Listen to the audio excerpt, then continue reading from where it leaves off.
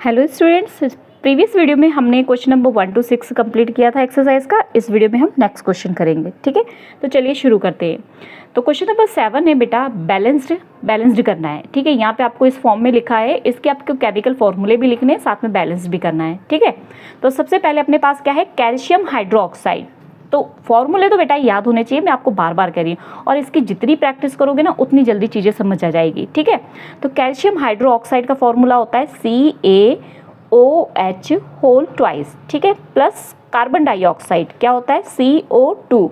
Next है calcium carbonate CaCO3 plus क्या है अपने पास, वाटर मतलब H2O। ये तो हमने इक्वेशन लिख दी। अब हमें इसको बेटा बैलेंस भी करना है। तो प्रीवियस वीडियो अगर आपने मेरी देखी होगी तो चीज़ें आपको इजीली अब समझ आ जाएंगी। कैल्शियम 1 है भाई, क्लियर है। अब यहाँ पर देखो ऑक्सीजन, ये ब्रैकेट के बाहर, इसका मतलब ऑक्सीजन यहाँ पर भी 2 है और यहाँ पर भी 2 है, मतलब ऑक्सीजन हमारे पास कितनी है, 4 ऑक्सीजन है। और यहाँ पर अगर मैं ऑक्सीजन देखूँ तो 3 और 1 कितनी है, 4, यहाँ पर भी 4 है। तो ऑक्सीजन हो गई बैलेंस। अब हाइड्रोजन के पास चलते हैं। हाइड्रोजन यहाँ पर 2 है, ठीक है, और यहाँ पर भी हाइड्रोजन कितना है, 2 है, तो ये भी क्या हो गई हमारी, बैलेंस हो गई। अगला चलते हैं, यहाँ पर कार्बन 1 है और यहाँ पर भी कार्बन क्या है, 1 है, तो ये इक्वेशन हमारी ऑलरेडी क्या है, बैलेंस्ड है। तो इसको हम लिख देंगे ऑलरेडी बैलेंस्ड। ठीक है, चलिए आगे देखते हैं अगला क्वेश्चन। अगला है हमारे पास जिंक प्लस सिल्वर नाइट्रेट। तो फॉर्मूले जरूर याद होना चाहिए, है ना। तो जिंक मतलब Zn, सिल्वर नाइट्रेट का फॉर्मूला होता है AgNO3। ठीक है, जिंक नाइट्रेट क्या होता है, Zn, उसके बाद NO आपने क्या करना है, 3 होल ट्वाइस। ये आपने 9th में फॉर्मूले बनाने सीखे होंगे। उसके बाद सिल्वर, ठीक है, सिल्वर क्या हो जाएगा, Ag। चलिए अब इसको बैलेंस करते हैं। यहाँ पर Zn अपने पास 1 है, यहाँ पर भी 1 है, इट्स ओके। ठीक है, Ag यहाँ पर 1 है, यहाँ पर 1 है, इट्स ओके। लेकिन NO3 के नीचे 2 लगा हुआ है, इसका मतलब हमें इस NO3 को कितना बनाना है, 2 बनाना है। तो इसको 2 बनाने के लिए मुझे आगे 2 लगाना पड़ेगा। आगे मैंने 2 लगाया तो चलो भाई ये NO3 तो ट्वाइस हो गया मेरा, लेकिन सिल्वर भी मेरा गड़बड़ हो गया ना, मेरा सिल्वर भी 2 हो गया। तो यहाँ पर भी मैंने सिल्वर को क्या कर देना है, 2 कर देना है। तो ये हो गई हमारी इक्वेशन बैलेंस्ड। ठीक है बेटा, प्रीवियस वीडियो देख लो, मैंने बिल्कुल बारीकी से समझाया है, इसलिए अब धीरे धीरे स्टेप बढ़ रही है तो इजीली आपको समझ आ जाएगा। ठीक है, एल्यूमिनियम का फॉर्मूला सबसे पहले लिखना है। फॉर्मूले बेटा मैं बार बार कह रही हूँ आपको कि फॉर्मूले आने चाहिए। ठीक है, एल्यूमिनियम क्या हो गया, aluminium Al plus copper chloride मतलब CuCl2। उसके बाद है एल्यूमिनियम क्लोराइड AlCl3, कॉपर क्या है अपने पास, Cu। ठीक है, चलो बैलेंस करते हैं। Al अपने पास कितना है, यहाँ पर 1, यहाँ पर 1, it's okay. Cu1 1 okay. Cl2 और यहाँ पे 3, भाई Cl ने गड़बड़ कर दिया काम। अब इस Cl को हमने क्या करना है, बैलेंस करना है। अब इसको बैलेंस करेंगे तो बहुत कुछ गड़बड़ हो जाएगा। ठीक है, तो मैं सबसे पहले यहाँ पर मैंने कहा था यहाँ 3 हो, यहाँ 2 है, तो क्या कर दो, यहाँ 3 लगा दो। ठीक है, और यहाँ पर 2 लगा दो। देखो कितना हो गया, 3 2 जा 6 और ये भी 3 2 जा 6, क्लोरीन हो गया बैलेंस। ठीक है, कॉपर गड़बड़ हो गया, कॉपर के आगे 3 आ गया, तो यहाँ पर इस कॉपर को भी हम क्या कर देते, 3 बना देते। लो भाई ये भी हो गया। अब ये और गड़बड़ है, क्या गड़बड़ है, यहाँ 2 आगे लगाया था तो एल्यूमिनियम भी तो गड़बड़ हो गया ना, तो यहाँ पर भी हमने क्या लगा दिया, 2 लगा दिया। ये हो गई हमारी इक्वेशन बैलेंस्ड, है ना। इजी आ गया ना। अब लग रहा होगा कि मैम ये तो बहुत इजी है, पहले देखने में डर लग रहा था बट अब बहुत इजी लग रहा है ना। तो जो रेगुलर वीडियो देख के समझ रहे, फटाफट मुझे कमेंट में बताओ कि ईजी है ना। चलो, बैरियम क्लोराइड का मतलब क्या हो गया, BaCl2। पोटाशियम सल्फेट का मतलब हो गया K2SO4। ठीक है, उसके बाद give rise, barium sulphate means BaSO4 plus potassium chloride का मतलब हो गया KCl। ठीक है, अब देखो भाई चेक कर लेते हैं, BA ओके, OCl2 गड़बड़ हो गया, इसको 2 बनाना पड़ेगा, 2 बना दिया। ठीक है, तो चलो अब तो हो गया ना बैलेंस। K2 ओके, ये भी K2 हो गया, SO4 ये भी हो गया SO4, तो ये हो गई हमारी इक्वेशन बैलेंस्ड। ठीक है, चलिए नेक्स्ट क्वेश्चन देखते हैं।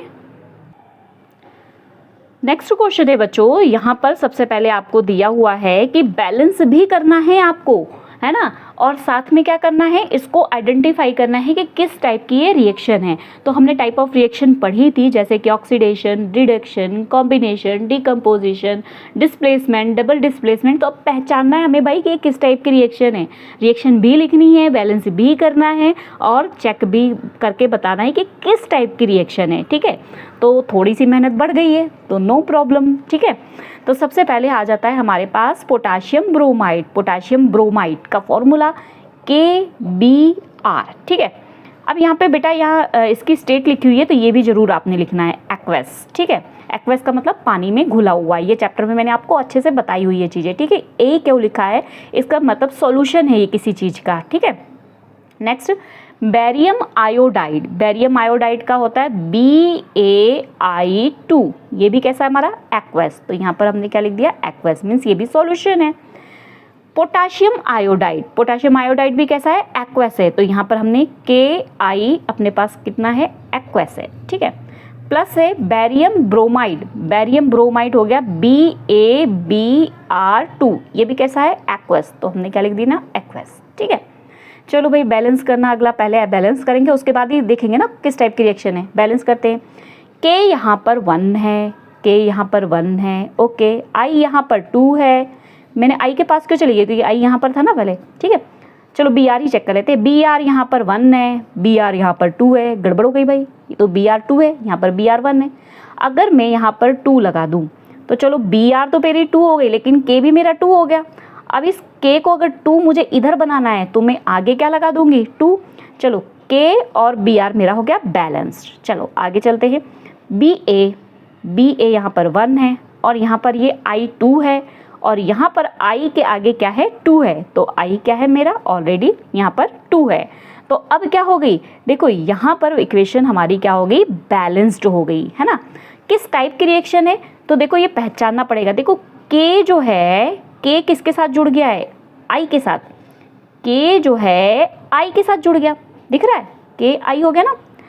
और ये जो Ba है वो Br के साथ जुड़ गया है, मतलब इन्होंने एक दूसरे को क्या कर लिया है, एक्सचेंज कर लिया है। तो जहाँ पर भी बेटा ऐसे आयंस आपस में एक्सचेंज होते हैं तो वो क्या होती है, वो होती है double displacement. Double displacement reaction, है ना, बहुत इजी है। ठीक है, समझ आ गया। चलो अगला क्वेश्चन करते हैं। अगला क्वेश्चन है हमारे पास जिंक कार्बोनेट। जिंक कार्बोनेट का सबसे पहले फॉर्मूला पता होना चाहिए, क्या है, ZnCO3। फॉर्मूले बेटा पढ़ते रहो पढ़ते रहो, रोज पढ़ोगे ना अपने आप याद हो जाएगा। ठीक है, कोई टफ नहीं है, टेंथ बहुत ईजी है, बस रेगुलर पढ़ना है आपको। ठीक है, अब ये सॉलिड लिखा हुआ है इसलिए हमने क्या लिख दिया, सॉलिड। जिंक ऑक्साइड ZnO, ये भी क्या लिखा है, एस का मतलब क्या है, solid. Carbon dioxide CO2 gas. ठीक है, वहाँ पे गैस लिखा हुआ है, चलो चेक करें। चलो चेक करते हैं, यहाँ पर देखो सबसे पहले Zn1 है, Zn1 है, ओके। C1 है, C1 है, ओके। 3 यहाँ पर है तो 2 और 1 3, ये तो हमारी बैलेंस है। अब किस टाइप की रिएक्शन है ये चेक कर लेना है। तो ये किस टाइप की रिएक्शन है, देखो यहाँ पर हमारे पास एक रिएक्टेंट है और 2 प्रोडक्ट है। तो ये हमने कौन सी डेफिनेशन पढ़ी थी, जब एक रिएक्टेंट 2 या 2 से ज़्यादा प्रोडक्ट बनाता है तो वो होती है हमारी डीकम्पोजिशन रिएक्शन। तो यहाँ पे हमने लिखना है डीकम्पोजिशन रिएक्शन। डन, ठीक है। चलो अगला चलते हैं, बहुत इजी है ना।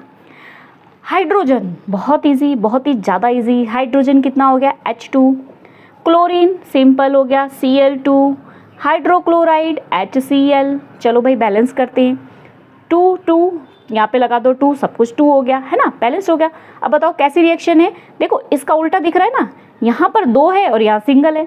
तो जब हमारे 2 या 2 से ज़्यादा रिएक्टेंट होते हैं और एक प्रोडक्ट बनाते हैं तो वो कौन सी रिएक्शन होती है, कॉम्बिनेशन। कौन सी, कॉम्बिनेशन रिएक्शन। ठीक है, हो गया क्लियर। चलो एक और बचा हुआ है रिएक्शन भाई। चलो क्या है ये हमारे पास, मैग्नीशियम। मैग्नीशियम का फॉर्मूला Mg। हाइड्रोक्लोरिक, अच्छा यहाँ पे हमने स्टेट नहीं लिखी ना, ये भी लिख देना, ये G है, यहाँ पर भी G है, और यहाँ पर भी G है। मैग्नीशियम, मैग्नीशियम की क्या है, सॉलिड। हाइड्रोक्लोरिक एसिड अभी ऊपर लिखा हमने HCl, कैसा है, हाइड्रोक्लोरिक एसिड कहाँ गया, ये रहा G, तो क्या है ये G। Give rise, magnesium chloride क्या होता है, MgCl2, कैसा है, एक्वस, मतलब ये तो सॉल्यूशन है भाई, एक्वस, ठीक है। हाइड्रोजन, हाइड्रोजन सबको पता है वो तो क्या होती है, गैस है ना। चलो बैलेंस करते हैं, Mg यहाँ 1 है, यहाँ गड़बड़ हो गया भाई, Cl यहाँ पे 2 है, यहाँ पे Cl 1 है, तो मैं यहाँ पर क्या लगा दूँ 2, तो Cl2, हाइड्रोजन 2 हो गई बैलेंस। चलो भाई अब इसकी रिएक्शन का नाम जल्दी से बता दो, वीडियो पॉज करो, रिएक्शन का नाम बताओ, फिर मैं बताती हूँ, ठीक है। चलो अब मैं बताती हूँ इसके रिएक्शन का नाम। यहाँ पर बच्चे देखो, मैग्नीशियम जो है इस हाइड्रोजन को दफा कर दिया, दूर कर दिया, और खुद क्लोरीन को अपना फ्रेंड बना के बैठ गया। हमने बोला है जब more reactive element less reactive element को अपनी जगह से डिस्प्लेस कर देता है, तो इसने इसको क्या कर दिया, अलग कर दिया, डिस्प्लेस कर दिया, तो उस रिएक्शन को हम क्या बोलते हैं, डिस्प्लेसमेंट रिएक्शन। कौन सी, डिस्प्लेसमेंट रिएक्शन, ठीक है। आई होप ये क्वेश्चन अच्छे से समझ आ गया होगा आपको, और आप इसके अच्छे से प्रैक्टिस जरूर करना, ठीक है। नेक्स्ट क्वेश्चन है, why respiration consider an exothermic reaction. जब मैंने आपको चैप्टर समझाया था उसमें बताया था कि रेस्पिरेशन को एक्सोथर्मिक रिएक्शन क्यों कहते हैं। देखो जब हम सांस लेते हैं ऑक्सीजन अंदर जाती है, वो हमारे फूड को क्या करती है, ब्रेक डाउन करती है, और कार्बोहाइड्रेट को जब तोड़ती है तो उसमें कार्बन डाइऑक्साइड, हीट और वाटर बनता है, जिसकी वजह से क्या होता है, इसे हम एक्सोथर्मिक, और एक्सोथर्मिक का मीन्स ही हमने बोला कि हीट एनर्जी को रिलीज होना, और रेस्पिरेशन में यही काम हो रहा है, हीट एनर्जी क्या हो रही है, रिलीज हो रही है। तो देखो आंसर देखते हैं, respiration is an exothermic process because during the respiration glucose combine with oxygen. जो हमने खाना खाया वो क्या था, ग्लूकोज था। जब हमने रेस्पिरेशन में ऑक्सीजन अंदर ली तो उस ग्लूकोज को ऑक्सीजन ने क्या कर दिया, ब्रेक डाउन कर दिया, तो वो क्या बन जाता है, carbon dioxide, water along with produce heat energy, ठीक है, साथ में एनर्जी रिलीज होती है। तो यहाँ पर देखो ये फॉर्मूले भी लिख दोगे तो बहुत अच्छे नंबर मिल जाएंगे आपको। ग्लूकोज का फॉर्मूला है C6H12O6, साथ में ऑक्सीजन गई, उसके बाद क्या बन गया, कार्बन डाइऑक्साइड, वाटर और एनर्जी, और उसके बाद इसको बैलेंस करना है। अगर बैलेंस करने में प्रॉब्लम आ रही है तो ग्लूकोज का फॉर्मूला तो याद ही है, बाकी जितनी चीज़ें हमने लिखी है उसके आगे क्या लगा देना है, 666 लगा देना है, ठीक है। नेक्स्ट क्वेश्चन है, why are decomposition reaction called the opposite of the combination reaction, write equation for this reaction. आपको ये बताना है कि जो डिकम्पोजिशन रिएक्शन है वो अपोजिट है कॉम्बिनेशन के, और साथ में आपको रिएक्शन भी लिखना है। देखो हमने कॉम्बिनेशन क्या पढ़ा था, A+B is give rise AB, मतलब यहाँ पर क्या था, जो रिएक्टेंट है इस साइड को रिएक्टेंट और इस साइड को प्रोडक्ट बोलते हैं। जो रिएक्टेंट है वो आपस में कंबाइन होके, दो या दो से ज़्यादा रिएक्टेंट आपस में कंबाइन होके एक प्रोडक्ट बनाता है, तो वो क्या होता है, combination.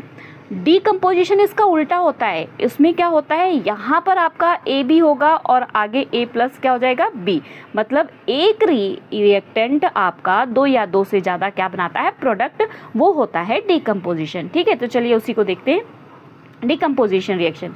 In a decomposition reaction, a single compound break down to produce two or more simpler substance।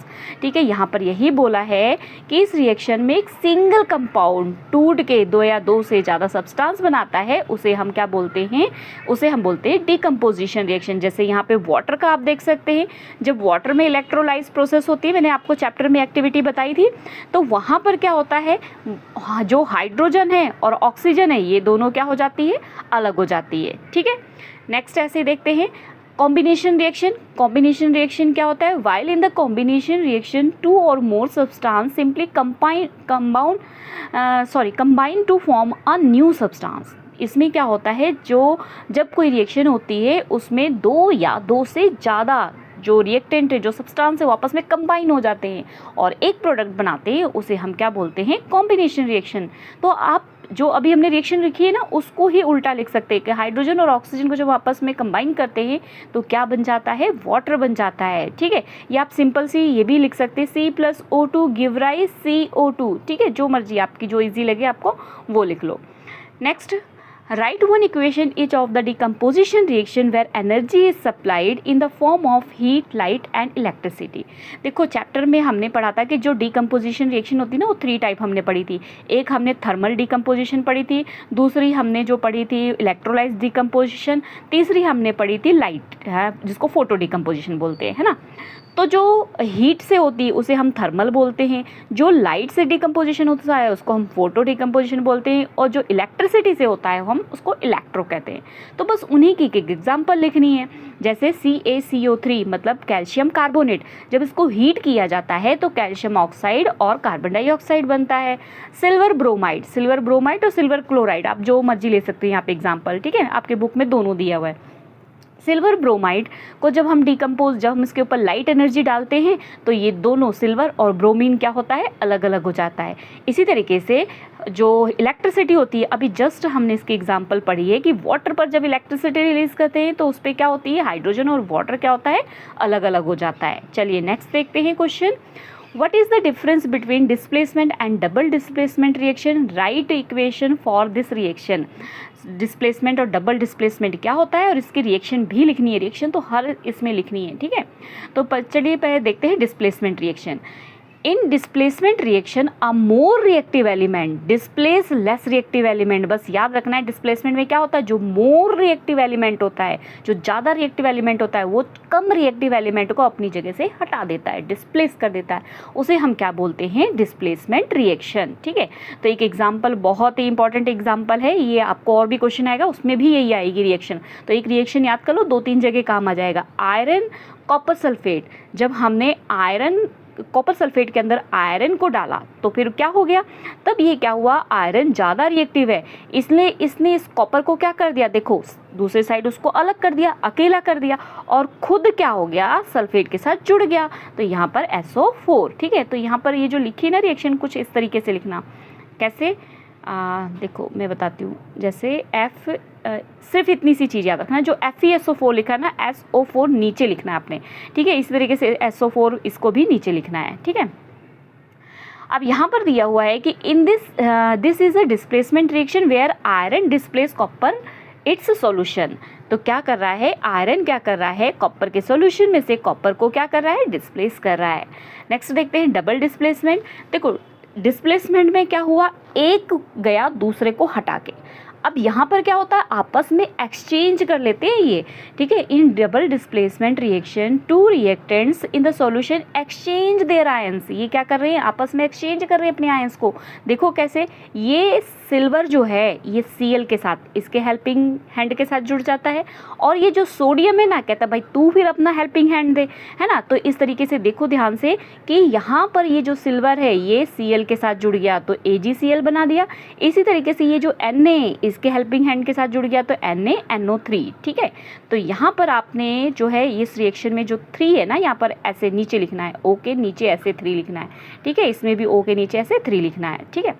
तो यहाँ पर यही लिखा हुआ है, ये लिखोगे तो अच्छे नंबर मिल जाएंगे, नहीं लिखोगे तो भी कोई प्रॉब्लम नहीं. This is double displacement reaction where silver nitrate, जो सिल्वर नाइट्रेट है, एंड सोडियम क्लोराइड, ये जो सोडियम क्लोराइड है ये आपस में एक्सचेंज करते हैं अपने आयंस को, ठीक है. चलिए नेक्स्ट देखते हैं क्वेश्चन नंबर 14.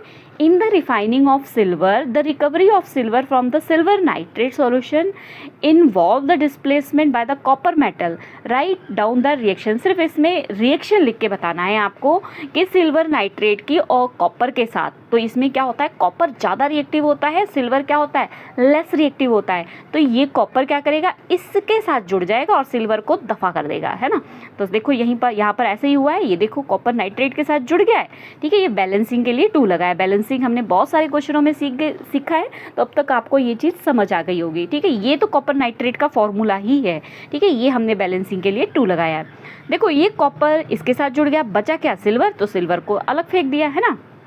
तो ये डिस्प्लेसमेंट रिएक्शन हो गई. नेक्स्ट है हमारा, what do you mean by the precipitation reaction, explain by the given example. Precipitation क्या होता है बेटा, जो डबल डिस्प्लेसमेंट रिएक्शन होती है ना, उसी को हम प्रेसिपिटेशन भी कह सकते हैं, क्योंकि जहाँ भी डबल डिस्प्लेसमेंट होती है ना वहाँ प्रेसिपिटेट जरूर बनते हैं. तो देखो, a reaction in which a insoluble substance. Insoluble substances, देखो आपने एक बीकर लिया, बीकर में आपने वाटर लिया, वाटर के अंदर आपने एक चॉक डाल दिया और उसको डिसॉल्व किया। आप जितना मर्जी डिसॉल्व कर लेना, वो चॉक डिसॉल्व नहीं होगा, उसमें कहीं ना कहीं नीचे वाइट कलर का पड़ा हुआ दिखाई देगा कुछ मटेरियल। तो वही जो इनसॉल्युबल है, मतलब जो वो डिसॉल्व नहीं हो रहा है उसके अंदर, ठीक है, जो इनसॉल्युबल सॉलिड है उसी को ही हम क्या बोलते हैं, प्रेसिपिटेशन बोलते हैं। ठीक है, समझ आ गई बात। चलिए नेक्स्ट क्वेश्चन, यहाँ पे देखो रिएक्शन लिखी है, आप ये रिएक्शन भी लिख सकते हो। ठीक है, चाहे ये वाली रिएक्शन लिख लो, ठीक है, इसमें ये प्रेसिपिटेट है, या ऊपर हमने डबल डिस्प्लेसमेंट की रिएक्शन लिखी थी वो लिख लो। ठीक है, जो मर्जी रिएक्शन लिख लो, ए डबल डिस्प्लेसमेंट वाली लिख लो कि एक ही रिएक्शन में आपको दोनों याद हो जाएगी, या ये वाली आप यहाँ पर भी लिख सकते हो डबल डिस्प्लेसमेंट। मैंने आपको बताया है कि डबल डिस्प्लेसमेंट और प्रेसिपिटेशन की रिएक्शन सेम होती है, लेकिन बस ये याद रखना जब ऐसा साइन बनाना है ना, इसका मतलब ये प्रेसिपिटेट है, यही सॉलिड इनसॉल्युबल है जो कि घुल नहीं रहा है। ठीक है, चलिए आगे देखते हैं। क्वेश्चन नंबर 16 है, यहाँ पर ऑक्सीडेशन और रिडक्शन को आपको समझाना है। तो ये भी बहुत ईजी है, हमने चैप्टर में समझा हुआ है। ऑक्सीजन अगर ऐड होती है तो उसे हम ऑक्सीडेशन कहते हैं। ठीक है, सिंपल सा, जैसे S के साथ O2, S plus O2 give rise SO2, oxygen add हो रही है तो ऑक्सीडेशन। इसी तरीके से MgO2, Mg plus O2 give rise MgO। ठीक है, बैलेंस करने के लिए यहाँ पे भी 2 लगा दिया, यहाँ पर भी 2 लगा दिया। ठीक है, तो ये क्या हो गया आपका, यहाँ पर देखो, यहाँ पर एडिशन ऑक्सीजन की हो रही है सल्फर के साथ ऑक्सीजन जुड़ रहा है।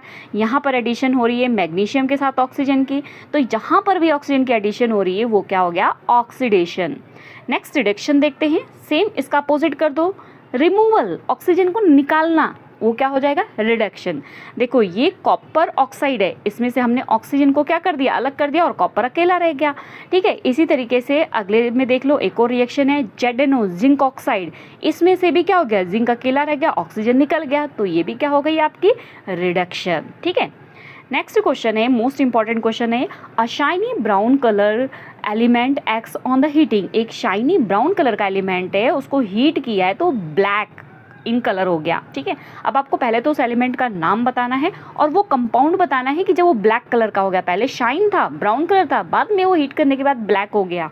ठीक है, तो वो एक्स जो सब्सटेंस है वो हमारा क्या है, वो एक मेटल है जिसको हम कहते हैं कॉपर। ठीक है, उसका जो सिंबल है वो क्या है, Cu। अब जब वो ब्लैक हो गया ना, इसका मतलब उसने ऑक्सीजन से रिएक्शन कर ली थी, जब वो हीट हुआ तो ऑक्सीजन से रिएक्शन कर लिया, तो ये क्या बन गया, कॉपर ऑक्साइड बन गया। अब इसकी रिएक्शन लिखनी है तो क्या लिखेंगे, इस तरीके से लिखेंगे, देखो Cu plus O2 give rise CuO, उसके बाद बैलेंस कर देंगे, यहाँ पर 2 लगा देंगे और यहाँ पे 2 लगा देंगे। अभी तक बैलेंसिंग अगर आपने पूरी वीडियो को अच्छे से देखा है, प्रैक्टिस किया है, तो क्वेश्चन आंसर में ही आप बैलेंसिंग सीख चुके होंगे। ठीक है, next question number 18, why do we apply paint on iron article. ये 2 मार्क्स में कई बार क्वेश्चन आ जाता है। ठीक है, बहुत इजी सा, कि आयरन आर्टिकल्स को हम, लोहे की चीज़ों को हम पेंट क्यों करते हैं। Paint does not allowed iron article to become contact with air water, मतलब अगर लोहे की चीज़ को हमने पेंट कर दिया है तो वो उसको एयर और वाटर के साथ कॉन्टैक्ट में नहीं आने देती है, जिसकी वजह से वो आर्टिकल डैमेज होने से बच जाता है, जंग लगने से बच जाता है। ठीक है, अच्छा, रस्टिंग का फॉर्मूला भी आपको पता होना चाहिए, क्या होता है, Fe2O3.XH2O। लिख लो इसको, अभी के अभी लिख लो, नोट कर लो, ये रस्टिंग का फॉर्मूला है। ठीक है, चलो question number 19, oil and fat contain food item are flushed with the nitrogen, why. जो ऑयल और फैट से बनी हुई चीज़ होती है वो नाइट्रोजन अगर हम उसमें नहीं डालेंगे तो वो ख़राब हो जाएगी, है ना, तो क्यों हो जाती है, ये पूछा है इन्होंने। तो देखो, नाइट्रोजन क्या है, unreactive gas compare to the oxygen. अगर हम ऑक्सीजन से कंपेयर करें तो नाइट्रोजन रिएक्शन नहीं करती है, ना के बराबर। ठीक है, ऑयल एंड फैट के अंदर जो प्रेजेंट होता है, ऑयल और फैट जो होता है फूड के अंदर प्रेजेंट होता है, वो क्या करता है, ऑक्सीजन से रिएक्शन करके ऑक्सीडाइज हो जाता है। जब वो ऑक्सीडाइज हो जाता है तो उसे हम, वो क्या हो जाता है, रैंसिड। ठीक है, बिकम रैंसिड। रैंसिड का मतलब वो उसका टेस्ट खराब हो जाता है ना, वो सॉफ्ट सा हो जाता है। किसकी वजह से हो जाता है, क्योंकि वो एटमॉस्फेयर के ऑक्सीजन से रिएक्शन कर चुका है। खाने के अंदर हमारे जो ऑयल और फैट है वो ऑक्सीजन से रिएक्शन करके ऑक्सीडाइज हो जाता है, जिसकी वजह से उसका टेस्ट खराब हो जाता है, जिसको हम बोलते हैं रैंसिड। ठीक है, और यहाँ पर नाइट्रोजन जो है वो ऑक्सीजन से कम रिएक्टिव होती है, इसलिए जो चिप्स वगैरह का पैकेट होते हैं ना उसमें नाइट्रोजन गैस भरते हैं। क्यों भरते हैं? ताकि वो लंबे समय तक सही बना रहे और उसमें जो है जो रैंसिड ना हो, उसकी टेस्ट जो है वो ख़राब ना हो। ठीक है। Next question number 20, explain the following term with an examples. First है क्रोजन एंड रेंसिडिटी। ठीक है, क्रोजन रेंसिडिटी अभी जस्ट हमने ऊपर थोड़ा बहुत समझाया है ना। क्रोजन क्या होता है? It is the process by which metal surface attacked by the certain substance such as the air or water and get that degraded after the some time।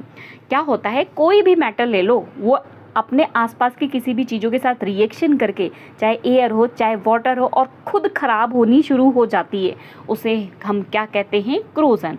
For example जैसे कि सिल्वर होती है, उसको हम थोड़े दिनों तक मॉइस्चर में रख दें या एयर के कांटेक्ट में रख दें तो वो धीरे धीरे ख़राब हो जाती है। आप इसकी जगह आयरन की भी एग्जांपल ले सकते हैं कि आयरन को जब हम एयर और वाटर के कॉन्टैक्ट में रखते हैं तो उसमें रस्टिंग आ जाती है ना। कोई भी एग्जाम्पल लिख सकते हो, कॉपर की भी लिख सकते हो। ठीक है। उसके बाद रैंसिडिटी अभी हमने पढ़ा, it is the condition where fat, ये कौन सी कंडीशन है? जहाँ पर फैट और ऑयल है, अगर हम उसको ओपन में रख देते हैं तो वो ऑक्सीजन से रिएक्शन करके उसका टेस्ट और स्मेल जो है वो चेंज हो जाती है, उसे हम रैंसिडिटी कहते हैं। जैसे smell in the old cooking oil, मतलब पुराना कोई तेल वगैरह पड़ा होता है ना, वो भी रखे रखे क्या हो जाता है? रैंसिड हो जाता है। या फिर एग्जाम्पल हम ले लेते हैं पोटैटो एंड चिप्स। ठीक है, पोटैटो चिप्स। ठीक है, एंड नहीं होगा, पोटैटो चिप्स। ठीक है। ओके स्टूडेंट्स, वीडियो अगर हेल्पफुल लगी हो तो वीडियो को लाइक शेयर, चैनल पर नए हैं तो चैनल को सब्सक्राइब जरूर करना। मिलते हैं नेक्स्ट वीडियो में। Bye bye.